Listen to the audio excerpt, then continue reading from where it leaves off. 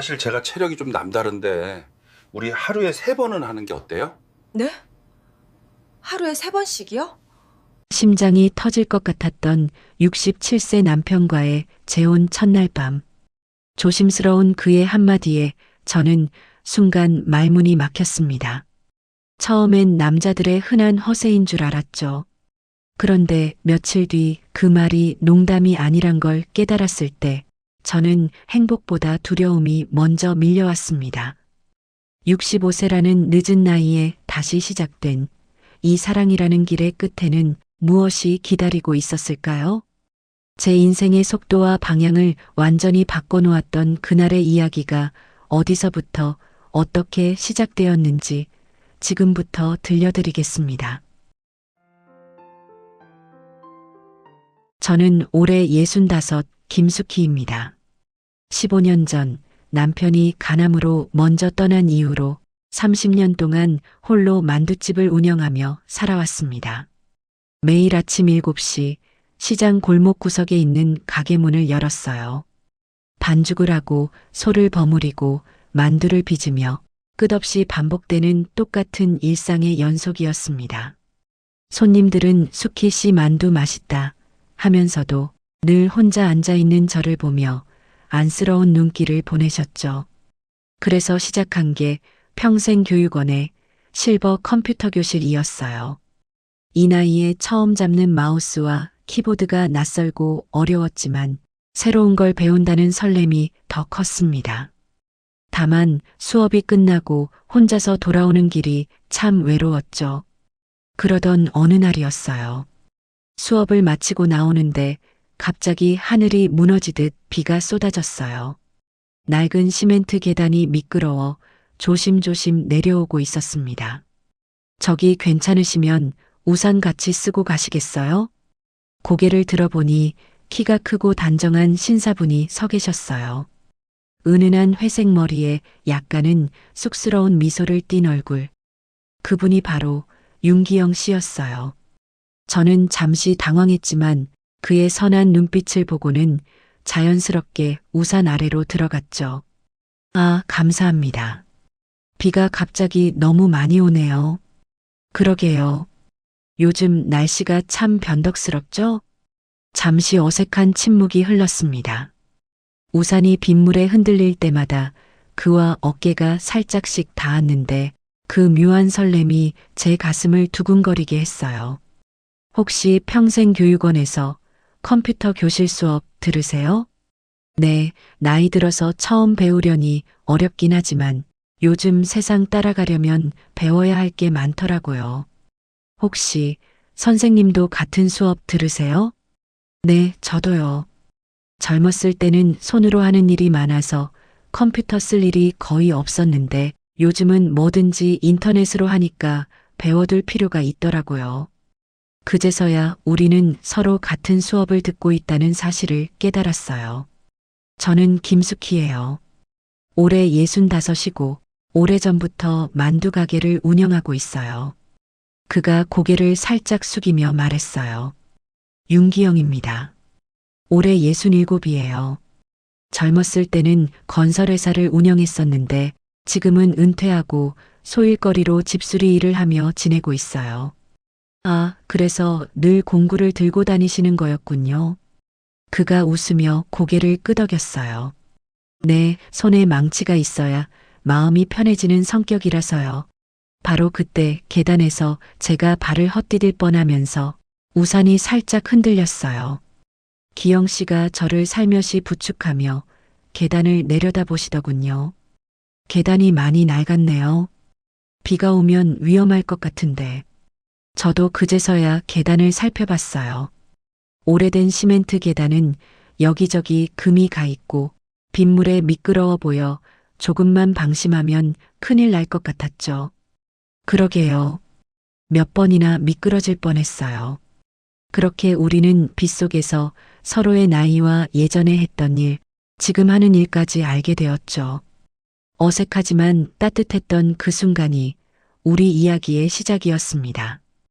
그날 이후로 기영 씨는 평생교육원 앞 계단을 고치겠다며 이곳저곳을 뛰어다니셨어요. 전직 건축업자셨던 분이라 그런지 꼼꼼하게 살피시더라고요. 그렇게 며칠이 지났습니다. 새로 고쳐진 계단을 보면서 제가 감사 인사로 건넸던 만두 한 접시, 그게 우리의 두 번째 인연이 되었어요. 그날 기영 씨는 만두를 한 입 드시더니 잠시 입가에 미소를 지었습니다. 우와, 수키 씨 만두, 어머니가 만들어주셨던 그 맛이 나네요. 그 한마디에 제 마음이 울컥했어요. 그날 이후로 기영 씨는 제 만두 가게에 자주 들르셨습니다. 처음엔 건물이 오래되어 위험하다며 이곳저곳을 살피시더니 어느 날부터는 단골 손님이 되셨죠. 오늘은 어디가 고장났나요? 하고 제가 농담처럼 여쭤보면 기영 씨는 부드럽게 웃으면서 대답했어요. 건물은 사람과 비슷해요. 오래될수록 관심과 보살핌이 필요하죠. 30년 동안 건축 일을 하셨다는 기영 씨의 눈은 날카로웠어요. 가게 천장의 작은 균열도 창틀의 미세한 흔들림도 한눈에 알아보셨죠. 이런 건 초기에 발견해서 고쳐야 해요. 작은 균열 하나가 나중엔 큰 사고가 될 수 있으니까. 마치 제 가게를 자신의 일처럼 걱정하시는 것 같았어요. 어느 날은 비가 많이 오는데 일찍 오셔서는 오늘은 지붕을 점검해야겠어요. 이런 날 비가 새는 곳이 있을 수도 있거든요. 그렇게 말하고는 사다리를 타고 올라갔는데 그만 발을 헛디디시는 거예요. 제발 그렇게까지 하지 마세요. 위험하잖아요. 괜찮아요. 전 이런 일에 익숙하니까. 매일 아침 제가 내어드리는 커피 한 잔과 만두 한 접시. 그게 제가 할 수 있는 감사의 표현의 전부였어요. 그런데 어느 날 기영 씨가 문득 던진 말이 제 마음을 흔들어 놓았습니다. 따뜻한 커피 한 잔이면 충분해요. 이렇게 누군가를 위해 몸을 움직이고 손으로 무언가를 만들어줄 수 있다는 게 제겐 큰 위로거든요. 그의 말에 잠시 가슴이 먹먹해졌어요. 그동안 혼자 살아오면서 외로움을 견디기 위해 매일같이 만두를 빚어온 제 모습이 스쳐갔거든요. 어쩌면 그도 나처럼 누군가에게 작은 위로가 되고 싶어 이렇게 위험한 곳을 살피며 살아가고 있는 게 아닐까 하는 생각이 들었습니다. 그의 거친 손끝에서 느껴지는 따뜻함과 사소한 배려에서 느껴지는 진심이 조금씩 마음을 울리기 시작했어요. 그러던 어느 날이었습니다. 비가 많이 오는 날이라 손님도 없고 저는 창밖을 바라보며 옛날 생각에 잠겨 있었죠. 기영 씨는 그날도 가게에 들러 오래된 의자를 수리하고 계셨어요. 조금씩 녹이 쓴 나사를 조이고 흔들리는 나무 다리를 단단히 고정하느라 얼굴에 땀이 맺혀 있었죠. 저는 그 옆에서 방금 찐 만두를 접시에 담아 건넸어요. 기영 씨, 이거 드세요. 방금 막 찐 거예요. 아, 감사합니다. 저기 수키 씨, 제가 좀 실례일 수도 있는데 혹시 가게는 언제부터 하셨어요? 그 말에 잠시 멈칫했어요. 가게에 대해 묻는다는 게 단순히 건물의 내력이나 구조가 궁금한 게 아니라는 걸 저는 알 수 있었죠. 기영 씨의 시선이 마치 오래된 나무의 나이테를 들여다보는 것처럼 따뜻하고 깊었어요.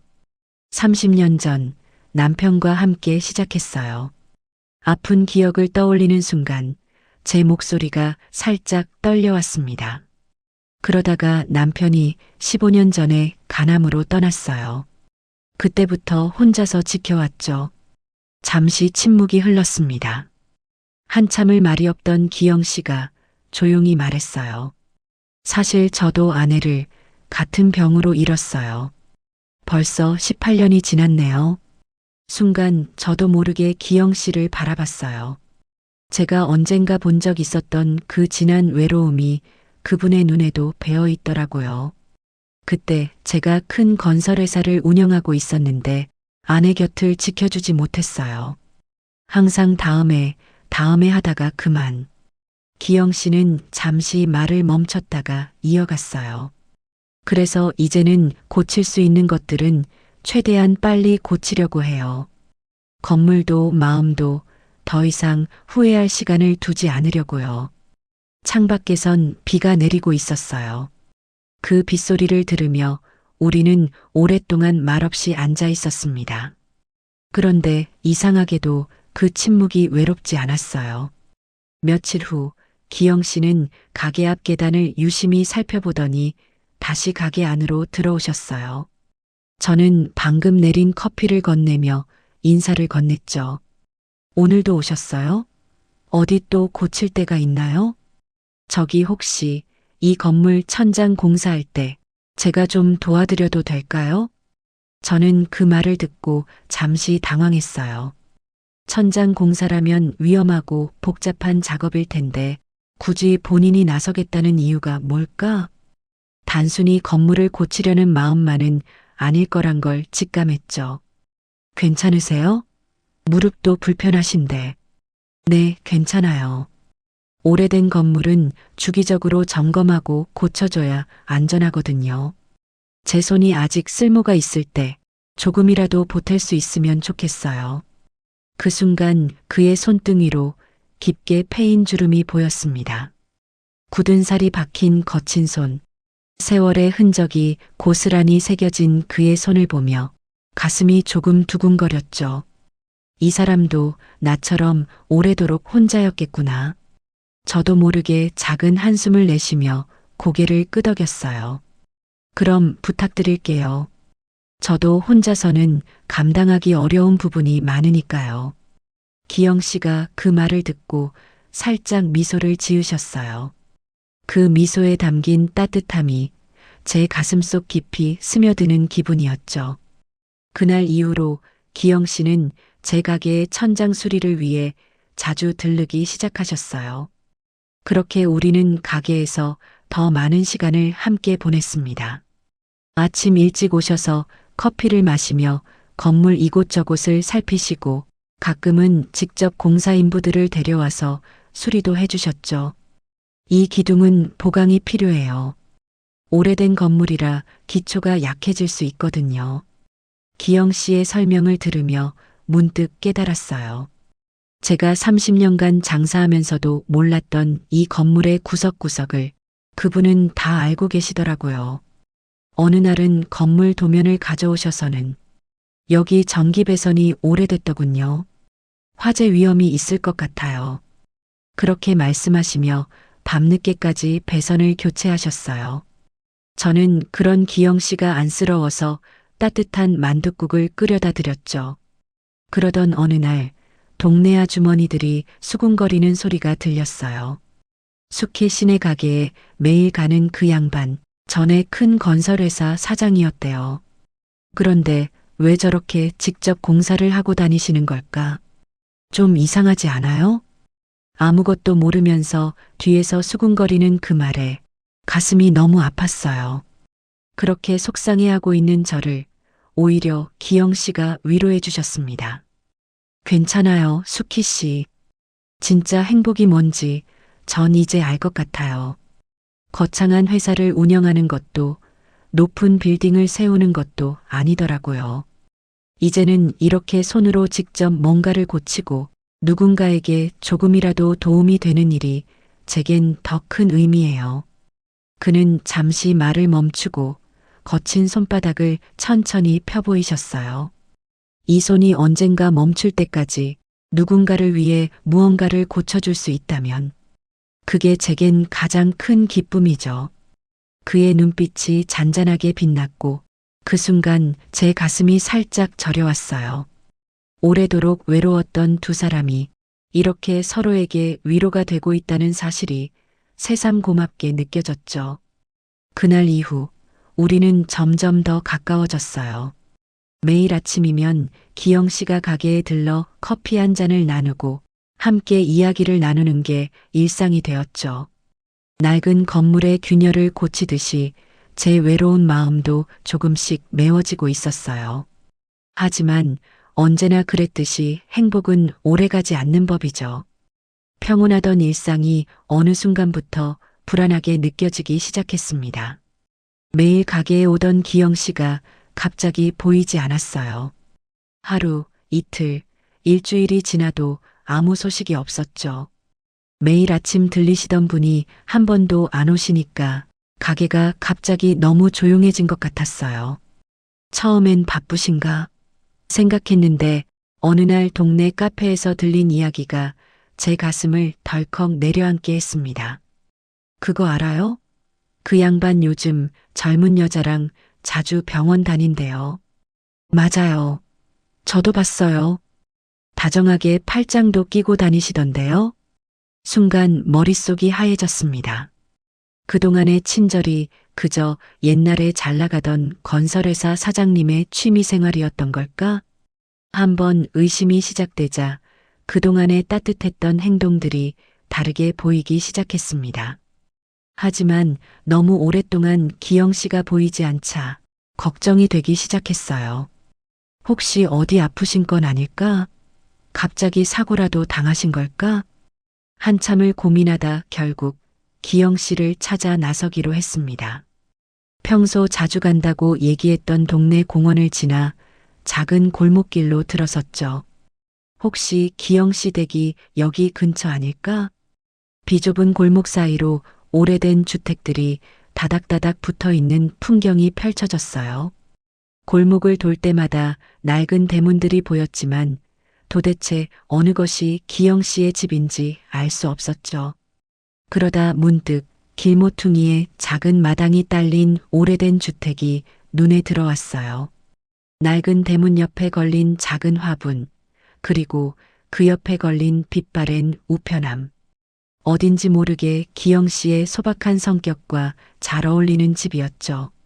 그리고 그 앞에서 두 사람이 걸어 나오는 모습이 보였어요. 한 사람은 젊은 여성분이었고 그 옆에는 절뚝거리며 걸음을 옮기는 기영 씨가 있었어요. 혹시 내가 그동안 뭔가 큰 착각을 했던 걸까? 그 장면을 보고 가슴이 철렁 내려앉았습니다. 제가 알던 기영 씨의 모습과는 너무도 다른 모습이었으니까요. 그런데 그때였습니다. 그 여성분의 목소리가 들려왔어요. 아버지, 이제 그만 무릎 수술하시자니까요.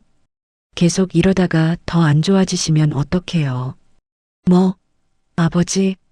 아픈 가슴을 뒤로하고 돌아서려는 순간 전 발걸음을 멈췄습니다. 그리고 그제서야 보였어요. 기영 씨가 절뚝거리며 천천히 걸음을 옮기고 계신 모습을요. 지팡이에 의지하며 힘겹게 발을 내딛는 모습이 너무나 낯설었죠. 제가 망설이며 뒤돌아보는 사이에 기영 씨가 조금씩 가까워졌고 마침내 제 이름을 불렀습니다. 수키 씨. 그 목소리에 깜짝 놀라 고개를 돌리니 숨을 몰아쉬는 기영 씨가 힘겹게 서 있었어요. 얼굴은 평소보다 창백했지만 여전히 저를 바라보는 그 따뜻한 눈빛은 변함이 없었죠. 갑자기 연락도 없이 정말 죄송해요. 기영 씨의 목소리가 떨리고 있었어요. 그리고 이어지는 그분의 이야기는 제가 상상했던 것과 전혀 다른 것이었습니다. 20년 전 일이에요. 기영 씨는 힘겹게 입을 여셨어요. 제가 운영하던 건설회사가 꽤 큰 규모였죠. 그날도 여러 현장을 돌아보고 있었는데 폭우가 쏟아지던 날이었어요. 공사장 옆 낡은 건물이 무너질 것 같다는 연락을 받았죠. 기영 씨의 눈빛이 흐려졌어요. 현장에 도착해 보니 2층에 우리 직원이 갇혀 있었어요. 119를 불렀지만 건물이 곧 무너질 것 같았죠. 더 이상 기다릴 수가 없었어요. 기영 씨가 잠시 말을 멈추더니 무릎을 쓰다듬었습니다. 그래서 직접 올라갔어요.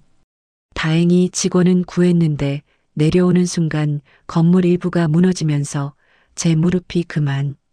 기영 씨가 절뚝거리는 이유를 그제서야 알게 됐어요.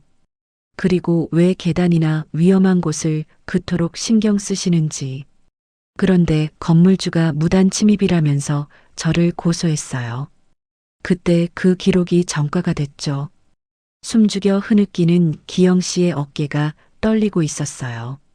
그 후로 전 작은 것이라도 고치면서 살아왔어요.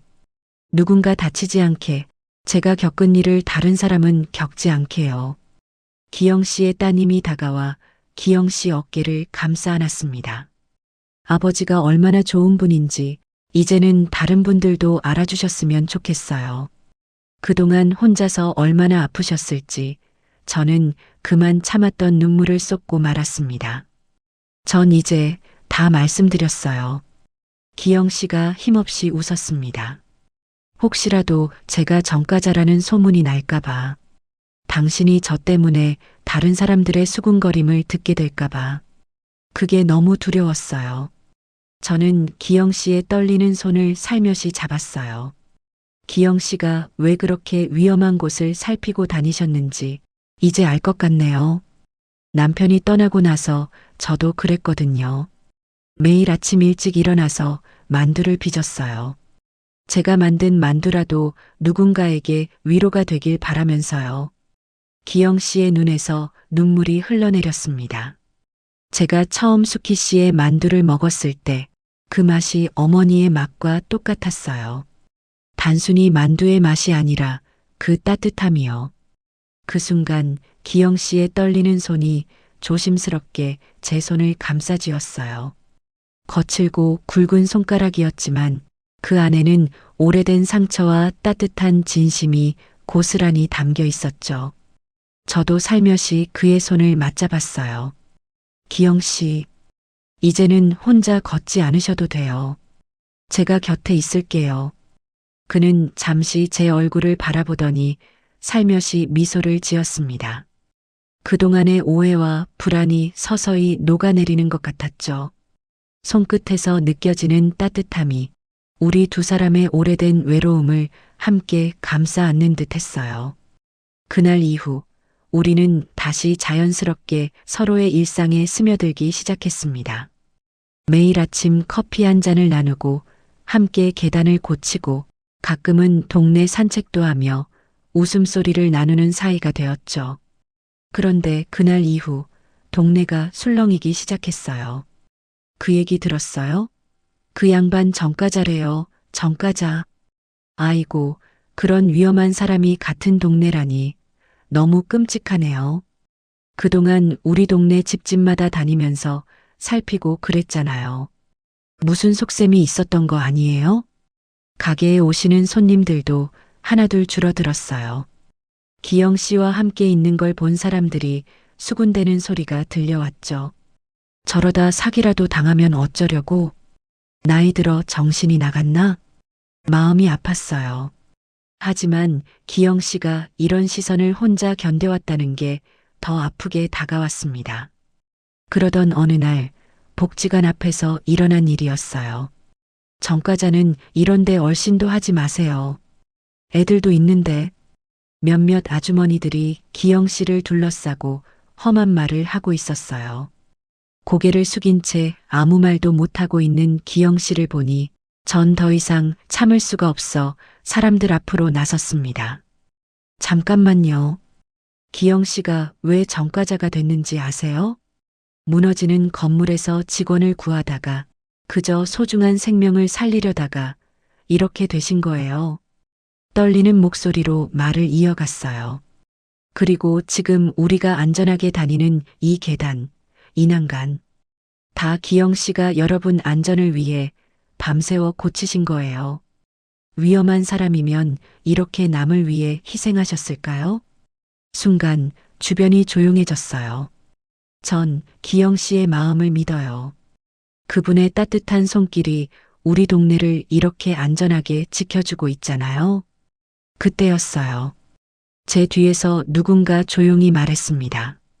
맞아요. 저분이 우리 집 수도관도 고쳐주셨어요. 경로당 의자도 어린이집 담장도요. 하나둘씩 기영 씨의 손길이 닿았던 이야기들이 모여들기 시작했어요. 그날 이후로 동네 분위기도 조금씩 달라졌습니다. 기영 씨, 우리 집 계단도 한번 봐주실 수 있으세요? 저희 가게 천장에서도 물이 새는데 부탁드려도 될까요? 사람들이 먼저 기영 씨를 찾기 시작했습니다. 그리고 저한테도 조심스럽게 말을 건네시더라고요. 수케 씨, 미안해요. 우리가 너무 섣불리 판단했나 봐요. 평생 건설회사 하신 분이 그 실력으로 우리 동네를 돌봐주시니 얼마나 감사해요? 어느 날은 복지관 할머님들이 일부러 만두를 사러 오셔서는 아이고, 기영 씨랑 수키 씨 덕분에 우리 동네가 달라졌어. 계단도 안전하고 길도 밝아지고. 그날 저녁 기영 씨와 함께 가게 문을 닫으면서 물었습니다. 기영 씨, 후회 안 하세요? 이렇게 작은 동네에서 힘들게 남을 위해서 희생하시는 거. 기영 씨가 잠시 하늘을 보더니 말했어요. 예전에는 높은 빌딩을 지으면서 그게 제 자부심이라고 생각했어요. 하지만 지금은 달라요. 이렇게 작은 동네에서 한 분 한 분의 안전을 위해 일하는 게 더 행복하거든요. 그리고는 살짝 웃으며 덧붙였습니다. 게다가 이제는 제 곁에 이렇게 든든한 만두 명장도 계시잖아요. 그 말에 저도 모르게 흐뭇한 웃음이 나왔어요. 우리는 그렇게 서로의 자리를 지켜주고 있었습니다. 그가 제 가게의 안전을 책임져주고 제가 그의 마음의 안식처가 되어주는 그런 관계로 자리 잡아가고 있었죠. 그러던 어느 날 기영 씨가 계단을 점검하다가 그만 발을 헛디뎠어요. 다행히 크게 다치진 않았지만 무릎 통증이 심해지신 것 같았죠. 기영 씨, 이제는 수술을 받으셔야 할 것 같아요. 하루 종일 가게에서 무릎을 만지고 있는 기영 씨를 보며 걱정스레 말했습니다. 기영 씨는 잠시 망설이더니 무겁게 입을 열었어요. 사실 이 무릎 때문에 망설였어요. 당신에게 다가가는 것도 우리의 미래도요. 그런데 20년 전 그 사고 때문에 다친 무릎이 점점 더 안 좋아지고 있어요. 앞으로 더 많은 도움이 필요할 텐데 제가 당신한테 짐이 될까봐 너무 겁이 났어요. 저는 그만 목이 메었습니다. 도대체 왜 그런 걱정을 하고 계셨어요? 이제 기영 씨는 혼자가 아니잖아요. 수술도 재활도 우리 함께 이겨내요. 기영 씨의 눈시울이 붉어졌어요. 근데 말이에요. 제가 살짝 미소를 지으며 말을 이었죠. 수술하시기 전에 꼭 맛보셔야 할 만두 메뉴가 하나 있어요. 제가 기영 씨를 위해 특별히 개발한 거예요. 이름하여 튼튼한 무릎 만두. 기영 씨가 처음으로 크게 웃었습니다. 그동안 얼마나 마음이 무거웠을까요? 이제는 그 무게를 나눠 가질 수 있어서 저도 참 다행이었습니다. 수술날 아침, 기영 씨는 평소와는 다르게 살짝 긴장된 표정이었죠. 기영 씨, 준비되셨어요? 그의 옆에 앉아 손을 살며시 잡았어요. 거칠지만 따뜻한 그의 손이 제 손 안에서 작게 떨리고 있는 게 느껴졌죠. 수케 씨, 만약 제가 이번 수술을 잘 마치고 돌아오면 그때는 우리 더 자주 함께 걸어요. 진심 어린 그의 말에 제 눈가가 살짝 붉어졌어요. 수술실로 들어가기 전 마지막으로 저를 돌아보며 살짝 미소 짓는 그의 깊고 따뜻한 눈빛이 제 가슴속에 오래도록 남았습니다. 수술은 다행히 잘 끝났어요. 3달 동안의 재활 기간. 저는 매일 병원을 찾아갔죠. 물론 튼튼한 무릎 만두와 함께요. 이제 퇴원하시면 뭐부터 하고 싶으세요? 병실 창가에 앉아 커튼 사이로 비치는 아침 햇살을 바라보며 물었어요. 글쎄요. 수키 씨 가게 앞 계단이 좀 걱정돼요. 그것부터 고치는 게 좋겠어요. 저는 그만 웃음을 터뜨리고 말았습니다. 아직도 그런 걸 걱정하세요? 그게 사실은 기영 씨가 문득 진지한 표정을 지었어요. 그 계단에서 처음 만났잖아요. 당신을 처음 만난 그곳을 특별히 더 튼튼하게 만들어주고 싶어요. 기영 씨가 퇴원하는 날, 저는 꽃다발을 들고 병원 로비에서 기다리고 있었습니다.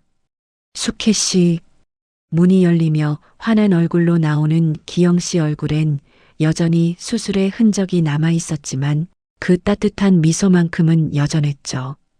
기영 씨, 퇴원 축하해요. 그는 환하게 웃으며 꽃다발을 받아들었어요.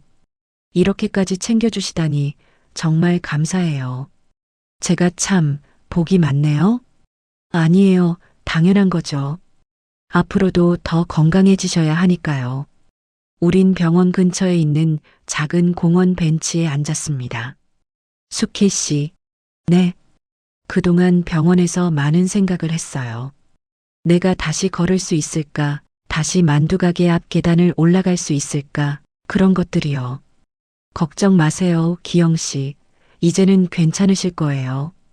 천천히 재활하시다 보면 곧 예전처럼 걸으실 수 있을 거예요. 그가 잠시 멈춰서서 저를 바라봤습니다. 그리고 수키 씨, 한 가지 더 생각했어요. 뭔데요? 그는 살짝 미소를 지으며 작은 상자를 꺼내 들었습니다. 수키 씨, 저와 앞으로도 함께 걸어가 주실래요? 저는 순간 숨이 멎는 줄 알았어요. 기영 씨, 물론 예전처럼 빠르게 걷지는 못하겠지만 조금 느리더라도 당신과 함께 걸을 수 있다면 그게 제겐 가장 큰 행복일 것 같아요. 그는 상자를 열어 보이며 조심스레 손을 내밀었어요. 그 안에는 작은 반지가 들어 있었습니다. 모양은 단순했지만 그의 손때가 묻은 것처럼 따뜻한 기운이 느껴졌어요. 이 반지, 제가 당신을 위해 직접 준비한 거예요. 수술 전날 밤 혼자 병실에 앉아 당신 생각을 하며 만들었어요. 제 마음 받아주실 수 있나요? 저는 두 손으로 입을 가리며 참으려 했지만 눈물이 멈추질 않았어요. 정말이에요? 진심으로요?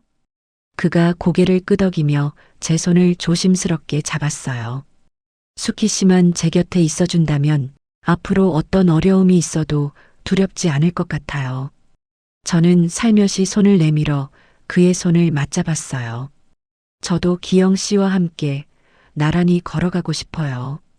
그 순간 기영 씨의 눈에도 눈물이 맺혔어요. 공원 벤치에 나란히 앉아 서로의 손을 꼭 잡은 채 우리는 그렇게 둘만의 새로운 시작을 약속했습니다. 기영 씨가 태어난 뒤 우리는 본격적으로 함께 살아갈 이야기를 나누기 시작했어요. 아직 짐을 옮기기 전이었고 서로의 생활 리듬을 맞춰보는 단계였죠. 그날 저녁 밥을 먹고 차를 마시고 있는데 기영 씨가 갑자기 말끝을 흐리더니 조심스럽게 입을 열었습니다. 저기 수키 씨. 네. 이 말 좀 웃길 수도 있는데요. 괜히 손을 만지작거리며 눈을 피하더니 한참을 망설이다가 꺼낸 말이었습니다. 제가 체력이 좀 남다른 편이라서요. 저는 순간 웃음이 나올 뻔했어요. 나이 든 남자들이 흔히 하는 허세쯤으로 들렸거든요. 아이고, 무슨 그런 말씀을 다 하세요. 그런데 기영 씨가 아주 진지한 얼굴로 다시 말을 이었어요. 아니, 진짜로요. 우리 하루에 3번은 하는 게 어때요? 순간 제 귀를 의심했어요. 네, 하루 3번이요? 네, 무리라면 말씀하세요. 저는 사실 5번도 가능하거든요. 그 말투가 너무 담담해서 농담인지 진심인지 순간 헷갈릴 정도였어요. 처음엔 남자들 다 저렇게 말하지? 하는 생각에 웃어넘겼죠. 그런데 며칠 지나지 않아 그 말이 허세가 아니라는 걸 몸으로 알게 됐습니다. 정말로 아침, 낮 그리고 밤. 기영 씨는 늘 똑같이 조심스러우면서도 한결같이 다정했고 한 번도 무리하게 굴진 않았지만 문제는 제가 따라갈 수가 없었다는 거였어요. 솔직히 말하면 마음은 고마운데 몸이 먼저 지치더라고요. 어느 날은 그의 손길이 다가오는 게 무섭기까지 했어요. 그래서 결국 용기를 내서 말했죠. 기영 씨죠. 솔직히 말씀드리면요.